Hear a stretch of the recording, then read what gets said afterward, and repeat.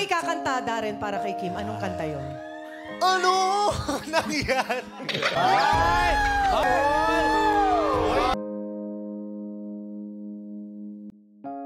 Hindi na iwasan na mag-react ni Kim Chiu patungkol sa sinabi ng kanyang best friend na si Darren Espanto.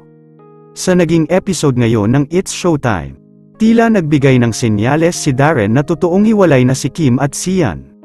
Sinabi ni Chang Ami kung ano ang kantang ilalaan niya kay Kim Chiu ngayon. Ang kantang ilalaan niya raw kay Kim Chiu ay Anong Nangyari. Napasigaw ang madlang people sa kanta ni Darren at nag-iwan ng bakas ng senyales na hiwalay na talaga si Kim at Sian. Mainit pa rin pinag-uusapan ngayon ang balita sa hiwalayan ni Sian Lim at Kim Chiu. Nag-ugat ang hiwalayan ng dalawa sa kani-kanilang love team sa showbiz. Una nang nakatambal ni Sian Lim ang kapuso actress na si Ashley Ortega. Nag-click ang tambalan ng dalawa at nagsunod-sunod na ang project together ng dalawa.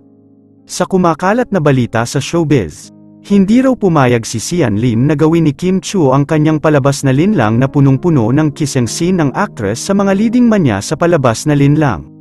Pinagtuunan ng pansin ng ABS-CBN ang tambalan ni Kim Chiu at Paolo Avellino. Malakas raw ang chemistry ng dalawa na patok sa manonood, kaya't dito na raw nagkalumit ang relasyon ni Kim at Sian sa pagganap ni Kim Chiu sa wild teleserye na linlang. Sa balita pa ng sikat na mga showbiz columnist, mukhang tuluyan nang na-inlove si Kim Chiu kay Paolo Avellino. Madaming netizens ang nalungkot sa hiwalayan ng dalawa. Sinagot na rin ni Kim Chiu ang balita na hiwalay na ba sila ni Sian Lim. Dito lang sa Philippines. Kim, last na lang ang dami nagtatanong, ano na bang latest mo kayo pa ba? Grabe, sabi na lang muna yun.